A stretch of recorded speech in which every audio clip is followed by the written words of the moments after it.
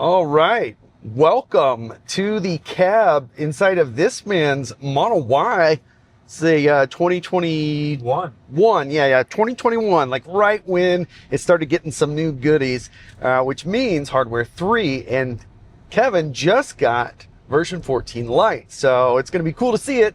He has even just recently been in my cars with me as we've gone all over town with Robotaxi and everything else. So he's pretty familiar with how Hardware 4 works, obviously very familiar with Hardware 3, but now he can get a good comparison. We can feel it together if Hardware 3 version 14 Lite is up to snuff and how it compares to a Hardware 4 car. This is kind of important stuff because on the earnings call just yesterday, I think the way I understood it, sounds like a retrofit to Hardware 4 may not even be the right solution for Hardware 3 cars, which means even more waiting for a permanent solution. So version 14 Lite is really important. These light versions of Hardware 4 software are going to be around for a while. So let's see how this compares. What are your expectations, Mr. Kevin?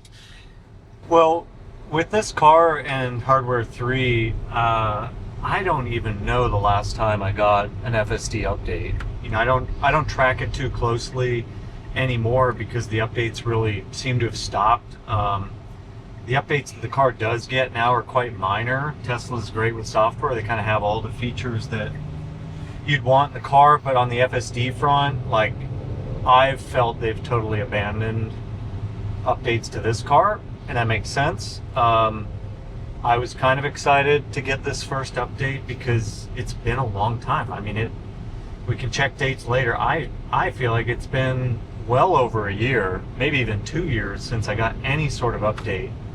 Now I've learned how to use FSD in this 2021 Model Y. It's very good and capable in lots of places, not all places. I never use it in a parking lot or really getting out of my neighborhood. It's just a little bit too slow with that. So I'm very happy to try it. So far, I feel like I can already tell a few things. I had it take a left out of my neighborhood, which is actually quite hard. 2 lanes of traffic going each way with a center divide, and then a lot of cars parked parallel to the left of us, so it makes it kind of a blind left. And it was pretty smooth getting out of there, and took a little long to get around this dump truck that was just pelting us with rocks, but hey, here we are. So I think it feels smooth. I have it in standard in terms of the aggressiveness. So when I first turned it on, it had it defaulted to this sloth setting, so I guess it would drive more conservatively and slowly, all that good stuff. But I switched it to standard. So we're doing 5 over the speed limit on the highway right now, and I think I'll leave that, you know, in that mode for now. I've heard that the hurry mode, or is it called Mad Max? Is it Mad Max? Okay, so I guess that doesn't look like it's on here. Yeah. I don't see it. It would be after hurry. So version 14 Lite, you have up to hurry.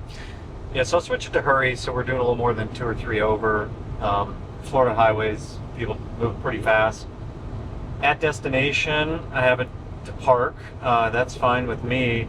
And that's one of those areas where I haven't even bothered to use self-park. I mean, function of time, it's just easy to get in the parking lot and get to your parking spot and park. But, you know, maybe we'll try that out a bit later. That's totally an area where the current FSD, I'd abandoned the idea of it parking. It just took too long. So we'll see what this looks like today. I feel like it's not chirping me too much, even as I look around a little bit. My hands haven't touched the wheel. We're in the middle lane, which is great. On that note, one thing I want to point out for version 14 Lite folks, you'll notice a difference between Kevin and myself on our face. He's not wearing glasses, and this was a tip I didn't even know.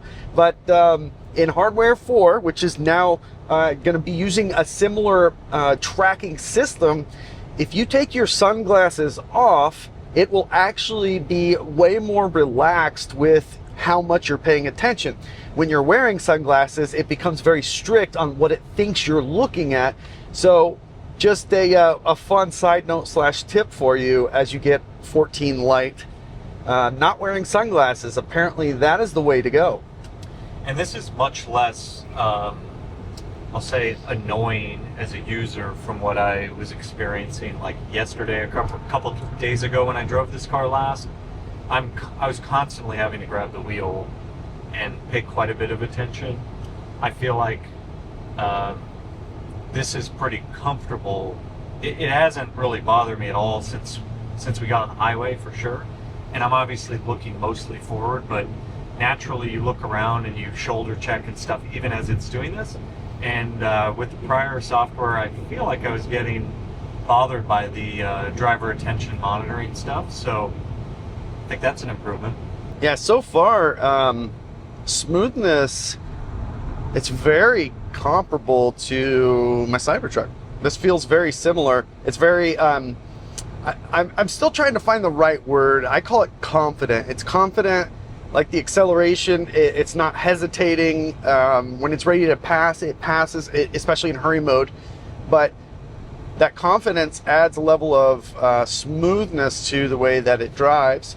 Now, and now we have about 0.8 miles to get over 4 lanes with this truck. So we'll see how it wants to make this happen. Yep. I'm not worried. We still got plenty of time. It's holding like right around 10 over the speed limit. I think realistically it's probably actually like 8 over if we were to GPS this. It's a fine speed. I know with Mad Max you're doing like 15 over, and that would make me a little bit uncomfortable. So I'm happy with this kind of speed. Mad Max does more like the maximum it can do. It's not a set speed over. Yeah. So if it'll do like 85 on the highway, and if your highway is now 65, it's still doing like 85. Yeah, it's gonna hold that. Yeah, so hang on, we're twisting here. There we go. Okay. Yeah, so one of the things that Hurry seems to do a lot of is it likes to wait till about half a mile to the exit before it starts getting over, which takes some getting used to unless you switch out of hurry mode. I used to have to remind my wife all the time, it's okay, the car knows we need to get off, it will make it. So now she doesn't say that. Actually, she has a higher percentage FSD usage than I do in her car, which is pretty cool. All right, so we're now on the Florida Turnpike and headed to the Robotaxi area is actually what we're doing, and I'm gonna give everybody a quick snapshot of what this area looks like. It just opened up in Orlando 2 days ago. We were both there trying to get a cab for about 2 hours and were unsuccessful. The area of operation for Robotaxi in Orlando is basically this square right here, kind of this little box here. To put that in perspective, all your tourism is over here. The airport is just south of that, and downtown is up here. There's literally nothing of interest in the area that Robotaxi is now operating in. Take from that what you will, but it's unfortunately not a very useful space, but it is a start. So we'll take that. And as that start, hopefully we can actually get a ride today, unlike the other day, which we'll get into that in the other video. So you'll have to check that one out. It's up here, I don't know, it's up here somewhere. So what are you thinking? Well, I think Tesla's kind of in a tough spot with these Hardware 3 cars. There has to be several million of them, and the paid adoption rate on FSD was actually much higher at the start. So when Model 3 came out, I believe the adoption rates were north of 50%. There was no subscription back then, so we were all, myself included, buying FSD outright. I don't exactly remember the cost. There was there was enhanced autopilot and then FSD on top of that originally. Then it switched to FSD at one point, and the price ranged from maybe as low as 3,000 up to 15,000. Hardware 3 people were paying 10 to 15,000 Yep. for this, and kind of left in the dark. Now on the conference call, Tesla keeps getting poked and asked about what they plan to do for the Hardware 3 cars, because it is a liability. It's several $1 billion of revenue that they've taken in for FSD, and I would say if they can make 14 Lite and all these versions, the Lite versions, improve a lot, and like me as a consumer can see improvement and it gets more useful, ultimately that's all we care about. So if this can be even more useful, it will be more valuable to me, and I will, worry less that my car is stuck in the mud with the software forever, and I would have to debate trading in and trying to get a new one to chase the latest greatest. So far, it's a great improvement. I mean, I use this quite often to drive locally, but sometimes an hour away to the west side of Florida. And so I'm very familiar. I've used kind of every version of FSD up to what Hardware 3 could have. And I mean, quickly I can tell some solid improvements, especially with it bugging me. And that's what makes it more useful, is when it's doing more of it and I'm not having to babysit it all the time. So I'd say solid improvements. I'd say this is a good step for us Hardware 3 folks. I don't really think it's practical for Tesla to try to retrofit millions of cars with 8 new cameras, potentially computers. My first Model 3 had the computer changed out. That was free for Tesla to do for me. That was so early on that they didn't know, and we didn't really know. I can't tell how much that did for me. And the computers have gotten better, and on the conference call, Elon's talking about Hardware 5 is great. He's also talking about how Hardware 6 or AI 6 is great. And neither one of those are out. So you just have to know there are improvements that are going to come forever. Technology doesn't really stagnate. So we should just expect that there will be better things. Where Tesla's in the tough spot is just having sold this, which they've gone away from. You can only subscribe, so they don't have this issue anymore where they're going to sell somebody something that's obsolete. The customer could just stop subscribing, and they're not going to lose out on thousands of dollars that they may have paid, and it felt like it's not improved. So it's a good step forward. I don't think the retrofit is something that's going to happen. I find harder questions don't get asked after that. What would it take to pull off the B-pillar siding to change cameras? I know they've done that, maybe because moisture gets in them sometimes, but it's a lot of work to pull the windshield off, change those 3 cameras, and change 8 on the car. I mean, it's a lot of labor. I think that it would just be better to offer people FSD transfer, a good trade value. Something like that seems less expensive, and the consumer is going to buy a new Tesla. You're going to give them more revenue. Tesla doesn't have to waste all this money trying to retrofit these 5, 6, 7, 8-year-old cars with technology.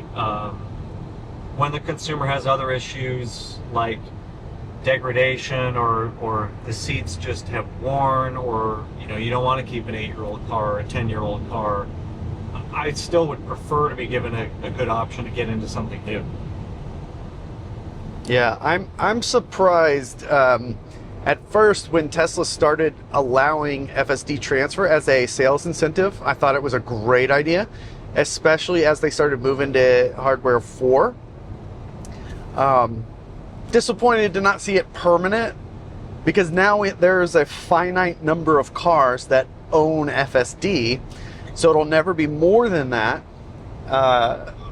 But that said, it was never promised at any point in time that it would be transferable. So those folks who were able to swap into a refresh Model Y, they were able to take advantage. But for everybody else, this is what you're looking at. And so far, from his neighborhood to the highway, which, I don't know, what is that, a mile and a half to the...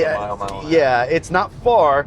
That was perfectly fine. That was just like in my car. The highway so far, this feels exactly like my car. This feels like hardware 4, no problem. But hopefully that shouldn't really be a surprise. I mean, that's how it should operate. This shouldn't be too technically challenging for hardware 3 to interpolate. But we will be making a switch up here to 528. And then after we get on 528, when we get to the airport, then we'll get off. And we can try to make it go a weird way to the charger, just to get a little bit more of city driving, which is really where you're gonna probably notice a difference in what hardware 4 is doing versus hardware 3.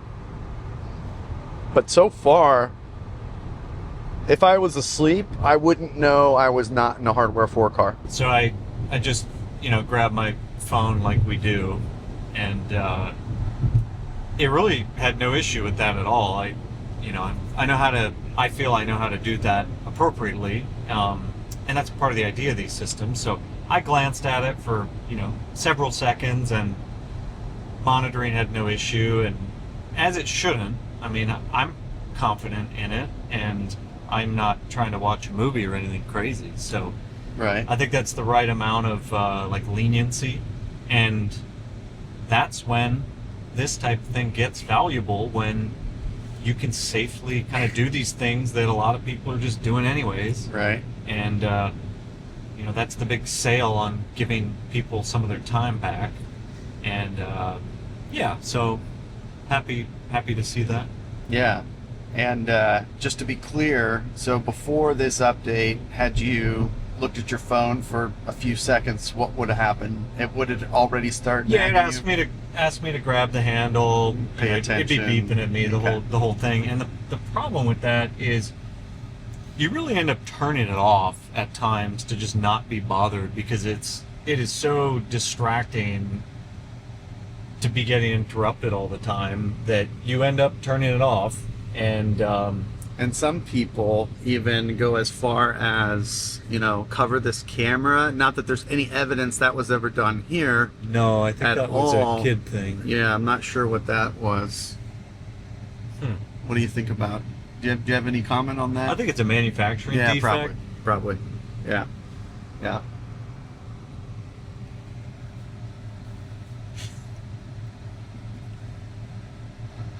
Yeah, I mean, pretty smooth. Like, just merging into this traffic. This is what it feels like in my car. You like to see little situations like this pop up where it's something different than just driving straight, which is great. And as as an FSD user or whatever, I know there's a lot of traffic that goes straight onto this road, kind of near Mullentown. It's doing fine. Sometimes I might be a little impatient, and I would just disengage it so you could zip up the shoulder or something like that. So that, what it did right there, that was good. Would it have done that before, where it kind of went over into the service lane a little bit to go around people? I couldn't say definitively. It definitely wouldn't have been as smooth doing it. Yeah. And just like 2 days ago, I was driving around with one of my kids, and she's young, in a car seat and all that, and a little nervous about bumps and stuff in the road. And the car was stabbing the brakes so hard for shadows in the road or nothing. Mm-hmm. And that makes her super uncomfortable, because it's pretty hard brake for a split second.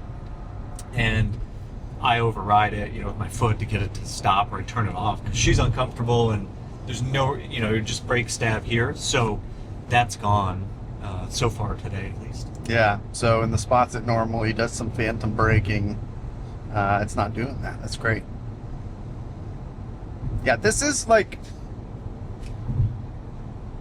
when you experience what it's doing right now, this version 14 Lite, you say this isn't. If you've never experienced autonomy before, you'd be like, this is amazing. It's because it's so smooth. It's doing everything human-like. You know what I mean? Like the way it went around those cars, even that was kind of you can tell the car is thinking what it wants to do, and then once it's made a decision on a route, then it just does it, but in a smooth way that's safe. And yeah, this is great. I think a lot of Hardware 3 people are going to be happy, at least in the short term, and then it won't be long, I'm sure, before they want more. But Hardware 4 eventually will be obsolete also, so keep that in mind. While Hardware 4 owners are happy now, that may not always be the case. Yeah, I was gonna look that up before we left and I completely forgot. So there we go. We are looking at V14 Lite, and it's 2026.20.6.11. That is what we're looking at with this version. Some of the release notes here. This is not Starlink enabled, clearly, right? That's correct. There we go. Yeah, so distilled version of Hardware 4 to Hardware 3. All of these improvements, it really just blanket improved. Because there's so much that's different about the software running now versus 13.6. I think you're on 13.6, right? Yeah. Yeah. So there's too much that's different that it really... Oh, man, I wish I would have caught that. There was a break. This is interesting because there's a semi right here. This is an issue I used to have in our Hardware 3 car, and it would come and go in software updates. When you'd come up to a semi, that shadow on the side of it, for whatever reason, would phantom brake. So that was our first one, and I didn't see anything else that could have... Yeah, it was definitely a semi, but I'm not sure we even dropped a mile an hour. It was the first inclination of braking, but it makes you perk up a little bit. Yeah, sure does. The biggest difference, other than how it operates and the smoothness, is now the parking is. We'll see how it operates. I mean, we're going to a charger, so it's going to back into that charging spot, so you can see that firsthand. But Kevin, you don't really use parking, right? No, I think I will today. Sure. I'm not. But you haven't in the past, right? Because Hardware 3 just really hasn't done it very well. It's just been so slow, and I don't need the car to do all of that part. So, I don't need it in a parking lot to behave perfectly and do a very, slow rate of speed. I don't need to stop at 0 miles an hour at a stop sign for 5 seconds to be cautious. Like, you want to just get to the parking spot. Yeah. I also want to choose my own parking spot sometimes.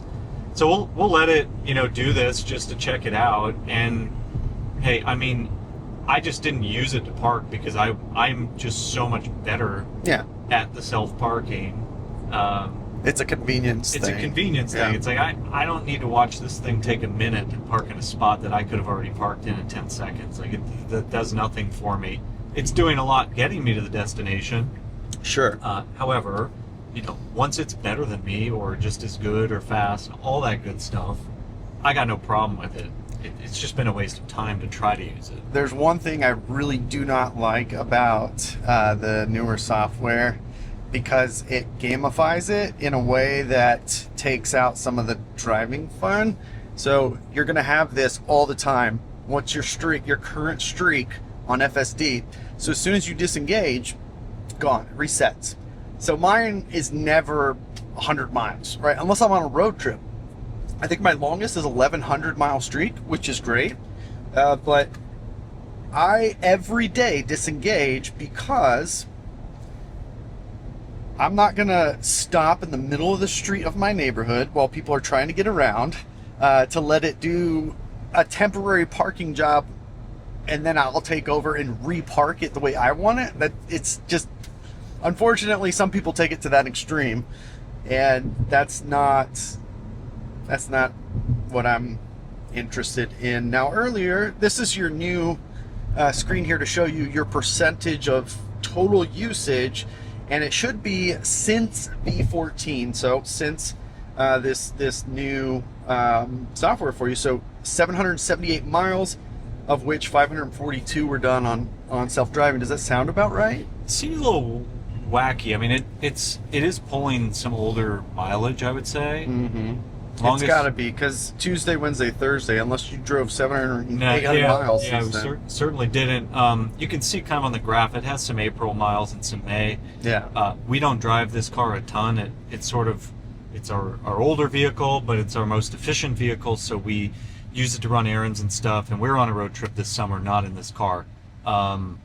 So it is pulling some of the older miles, which, like I said, I do commute a little bit to the west coast of Florida with this car. So when I drive it, it's on the highway a lot, and I do use FSD. I always have. The highway part's been really great for 10 years now, with various versions of this. So yeah. That's the place I end up using it. But over here in green, that is our mileage from 64 miles. Yeah, so that seems about right. That's what that should say over here. Yeah, and maybe we'll play around to try and delete some of the older month data.